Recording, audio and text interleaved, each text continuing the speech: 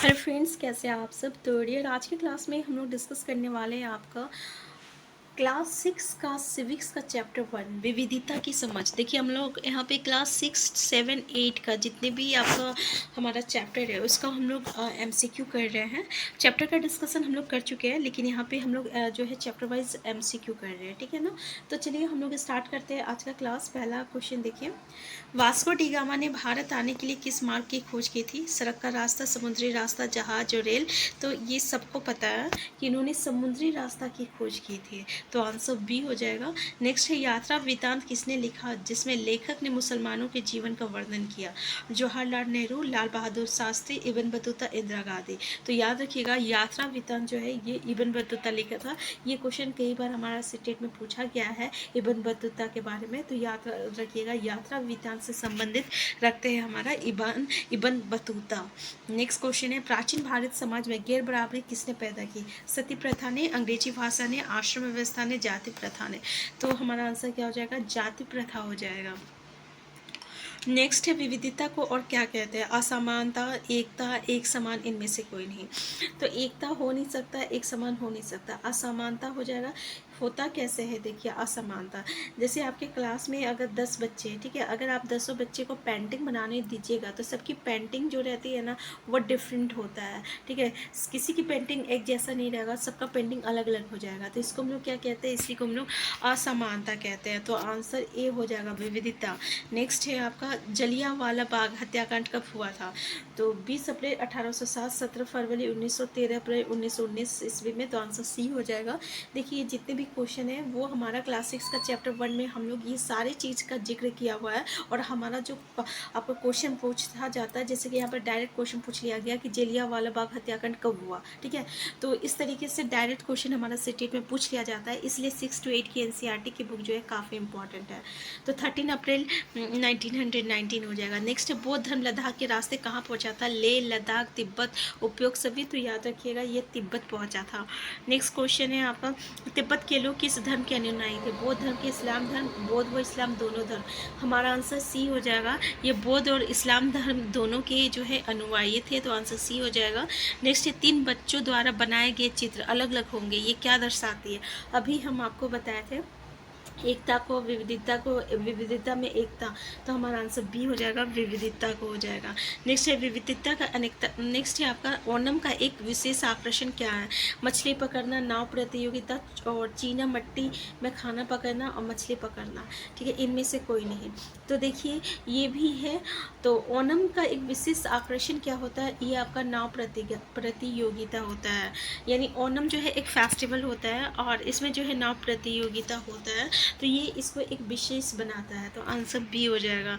Next है, dash को छोटा तिब्बत भी कहा जाता है। ये क्वेश्चन कई बार आपका सेक्टर में पूछा गया है, आप जैसे चाहे तो प्रीवियस से क्वेश्चन देख सकते हैं। तो बहुत ही सिंपल क्वेश्चन है, याद रखिएगा, लद्दाख को छोटा तिब्बत भी कहा जाता है। लेकिन अगर आप पढ़े नहीं होंगे तो ही आपके लिए हार्ड हो जाएगा, इसलिए 6 to 8 की एनसीईआरटी का बुक जरूर पढ़ लीजिएगा। नेक्स्ट है, the apostle of Christ saint Thomas को भारत में देश लाने का श्रेय दिया जाता है?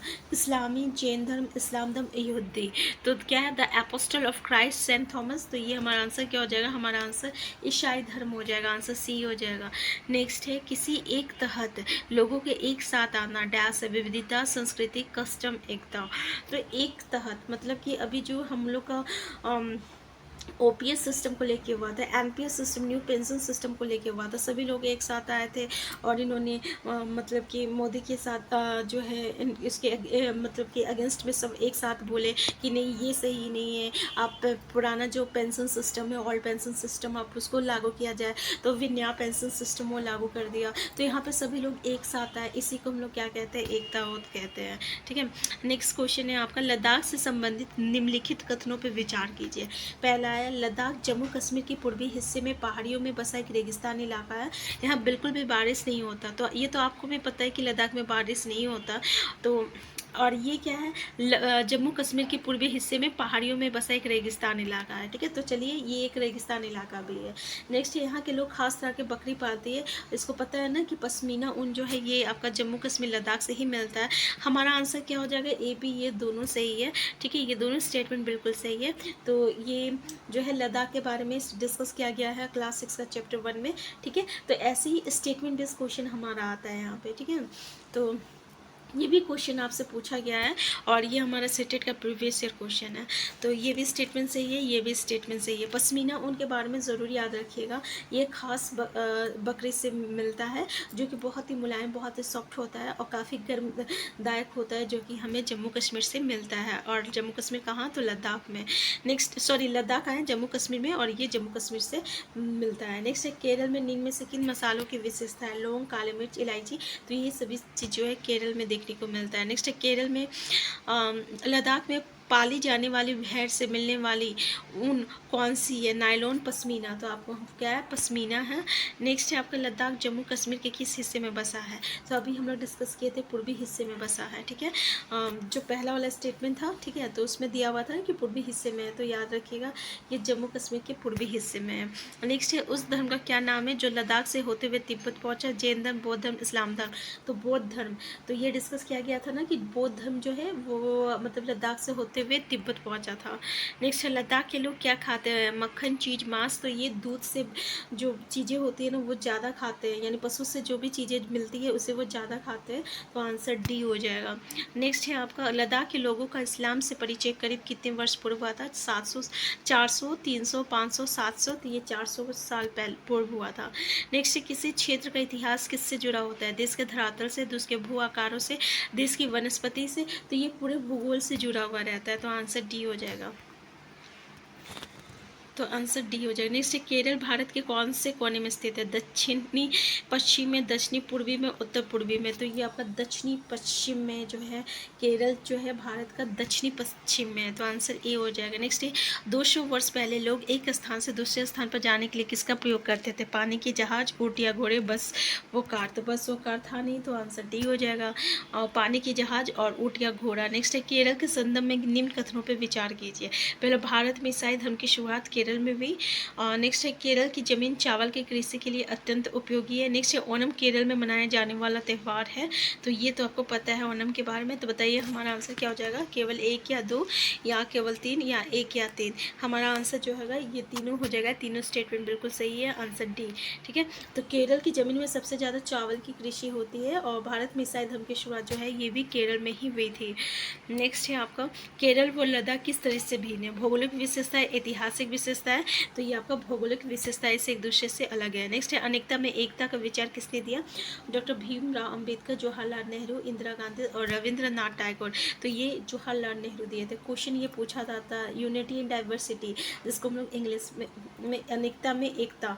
ठीक है, तो ये जवाहरलाल नेहरू के द्वारा लिखा गया है, अनेकता में एकता।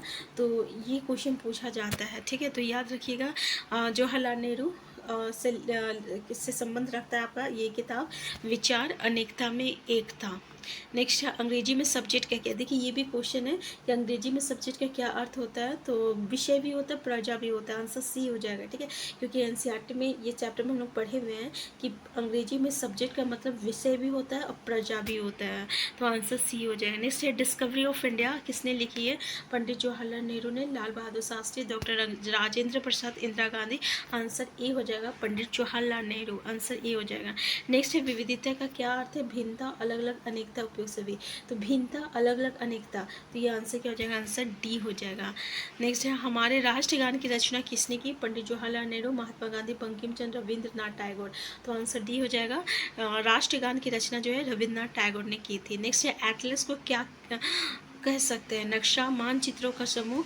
तो इसको हम लोग मानचित्रों का समूह कहते हैं। आंसर बी हो जाएगा। ठीक है, मानचित्रों का समूह। नेक्स्ट है, जलियांवाला बाग भारत के किस शहर में स्थित है, अमृतसर, पानीपत, कुरुक्षेत्र, मुंबई। तो ये आपका अमृतसर में स्थित है। नेक्स्ट है, देश का वर्णन करने के लिए विविधता में एकता वाक्यांश किसने गढ़ा, पंडित जवाहरलाल नेहरू, लाल बहादुर शास्त्री, डॉक्टर राजेंद्र प्रसाद, इंदिरा गांधी। हमारा आंसर क्या हो जाएगा, पंडित जवाहरलाल नेहरू हो जाएगा। तो पूछा जाता है कि ये ये स्टेटमेंट किसने दिया है, चाहे ये विचार किसका था, तो विविधता में एकता, ये जो है पंडित जवाहरलाल नेहरू का है। तो ये था हमारा। आप देख सकते हैं क्लास 6 का चैप्टर 1 में काफ़ी इंपॉर्टेंट जो है आपका क्वेश्चन बनता है, जो कि हमारा सीटेट के साथ साथ दूसरे जितने भी कॉम्पिटिशन है, KVS, NBS, PPSC, Bihar state, इस सभी के लिए यूज़फुल है। तो आप अगर प्रीवियस का क्वेश्चन नहीं देखे तो बिहार स्टेट और BPSC का देख लीजिएगा। इसका जो भी क्वेश्चन आता है ये 6 to 10 के NCERT के बुक से ही आता है, ठीक है। तो हम फिर मिलते हैं नेक्स्ट क्लास में। चैनल में नए, चैनल को सब्सक्राइब कर लीजिएगा। Thank you.